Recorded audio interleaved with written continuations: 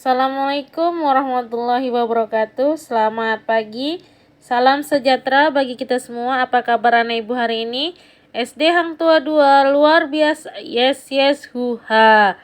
Hari ini kita mulai pembelajaran bahasa Indonesia teks non fiksi. Sebelum kita mulai pelajaran, marilah kita berdoa menurut agama kita masing-masing. Doa dimulai, doa selesai. Oke anak ibu, hari ini ibu akan jelaskan tentang teks non-fiksi.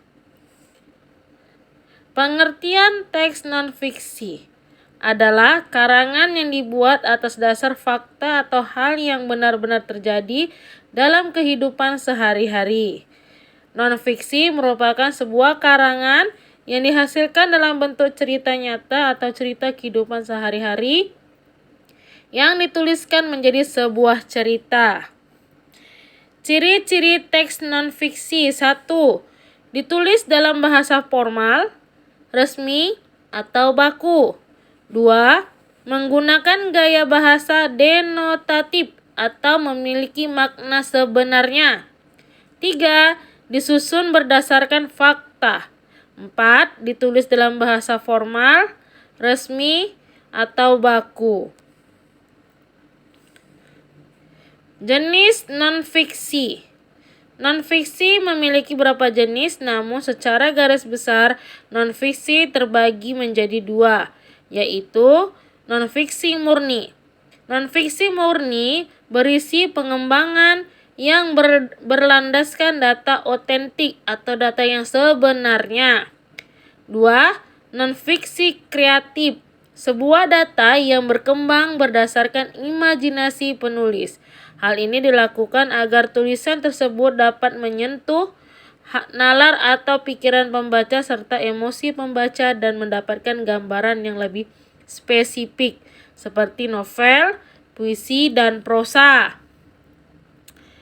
Berikut jenis-jenis karya sastra yang termasuk cerita non-fiksi. Yang pertama, karangan opini. Yang kedua, esai. Yang ketiga, biografi. Yang keempat, memoir. Yang kelima, karangan. Yang keenam, eksposisi. Yang ketujuh, argumentasi. Struktur teks cerita non-fiksi. Yang pertama, orientasi. Yang kedua, urutan peristiwa. Yang ketiga, reorientasi. Cara mengidentifikasi teks non-fiksi. Yang pertama, membaca teks dengan seksama dan memahami makna setiap kalimat pada teks.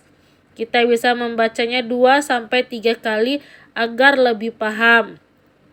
Kedua, mencari kalimat utama. Ketiga, menentukan ide pokok atau gagasan pokok dari teks. Kita bisa menandai kalimat yang mengandung kata kunci. Yang keempat, kita bisa menggunakan kata tanya apa, kapan, siapa, di mana, mengapa, dan bagaimana untuk mencari tahu informasi penting dan menyajikannya dalam kesimpulan. Tugas anak ibu adalah 1. Carilah 2 pengertian teks non-fiksi selain yang ibu jelaskan tadi. Yang kedua, tuliskan ciri-ciri dari teks non-fiksi. Yang ketiga, tuliskan struktur teks cerita non-fiksi. Yang keempat, jelaskan cara mengidentifikasi teks non-fiksi.